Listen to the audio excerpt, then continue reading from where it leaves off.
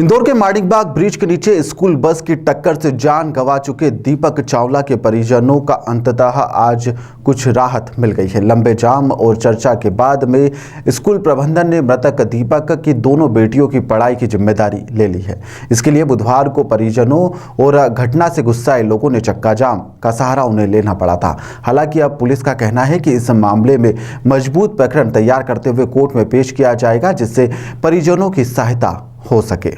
इंदौर में मंगलवार को एक मनहूस दोपहर देखने को मिली, जब माणिकबाग ब्रिज के नीचे 40 वर्षीय दीपक चावला को लॉरेंस स्कूल की बस ने जोरदार टक्कर मार दी और उनकी जान ले ली। इस घटना से क्षेत्र के लोग दूसरे दिन गुस्से में दिखाई दिए। लोगों ने सुबह सड़क जाम लगा दिया। इस हादसे में जिस दीपक की जान गई, उनकी दोनों बेटियां हैं। उनका हंसता खेलता परिवार अब पूरी तरह से गमगीन हो गया है और उन्हें कुछ भी समझ नहीं आ रहा है।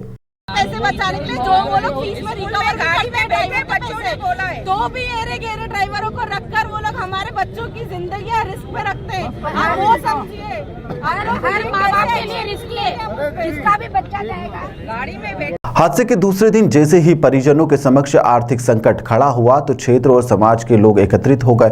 घंटों तक सड़क पर जाम लगाकर यहां पर जिम्मेदारों को बुलाया गया। पुलिस प्रशासन ने संजीदगी दिखाई और उनसे बातचीत करी। दोनों बेटियों की पढ़ाई की व्यवस्था स्कूल प्रबंधन से करवाई गई है और जब जाकर इन्हें कुछ राहत जरूर मिली है।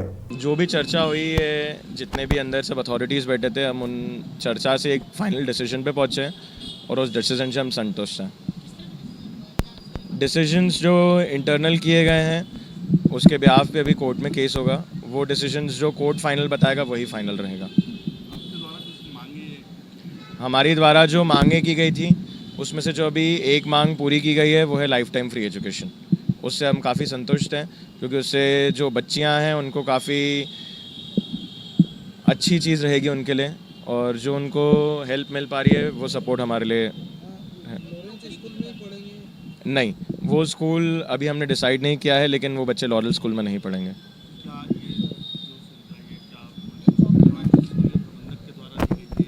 ये जो लाइफ टाइम फ्री एजुकेशन की सुविधा है वो लॉरेल स्कूल द्वारा दी गई है।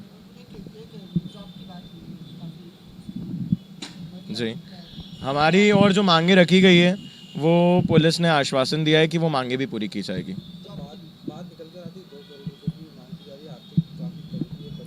आर्थिक तंगी है, अब ऐसे वहाँ पे बोलने वाले 1000 लोग हैं, 1000 बातें कर रहे हैं, बट न्यूज़ बाइट तो उनकी ही जाती है जो अंदर बैठ के बात करके आता है। तो मांगे तो 2 करोड़, 5 करोड़, 10 करोड़ की भी लोग कर देंगे और वो आपको हज़ार बातें बताएंगे।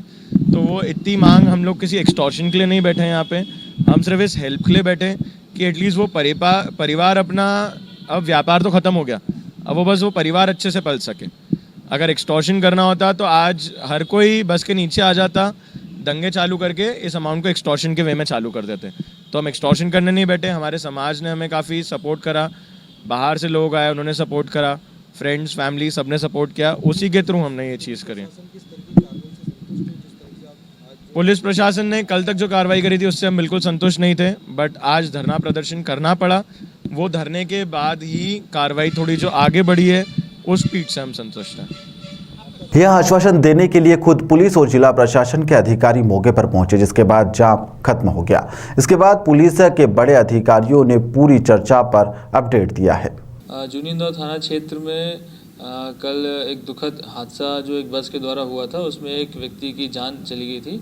उनके परिवार के द्वारा आज माणिकबाग ब्रिज पर इकट्ठा होकर के वहां पर चक्का जाम किया गया था, जिसके बाद लगातार समझाइश के दौर के बाद में उनके परिवार को यह समझाइश दी गई है कि जो मृतक का परिवार है उनको कोर्ट के माध्यम से एक एडिक्वेट कंपनसेशन उचित समय सीमा में मिलेगा, जिसके लिए पुलिस जितनी ज़्यादा सख्त से सख्त कार्रवाई डायरी के माध्यम से कर सकती है वो की जाएगी, और जो कंपनसेशन के लिए जो केस डायरीज बनाई जाती हैं और जितनी भी मदद, जो आश्वासन और जो सहायता पुलिस की तरफ से है वो की जाएगी, इस प्रकार का आश्वासन दिया गया है।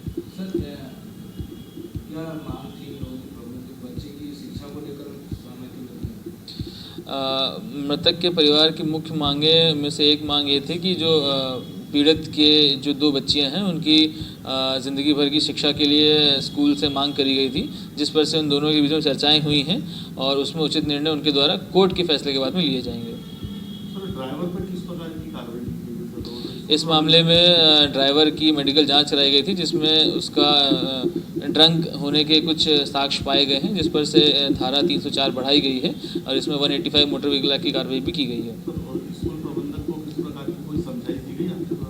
अभी मामले में सभी प्रकार के विषयों पर जांच की जा रही है। इसमें जैसे जैसे तथ्य सामने आते जाएंगे, जो जो आरोपी बनेंगे उनके उसके अनुसार कार्रवाई की जाएगी। दरअसल हादसे का शिकार हुए दीपक के ना रहने पर उनकी दोनों मासूम बेटियां और पत्नी सहित पूरा परिवार निरक्षित हो गया है। अभी मदद की उन्हें दरकार है। परिवार से जुड़े लोग चाहते हैं कि एक सदस्य को सरकारी नौकरी और दोनों बेटियों की शादी के खर्चे की व्यवस्था होना चाहिए।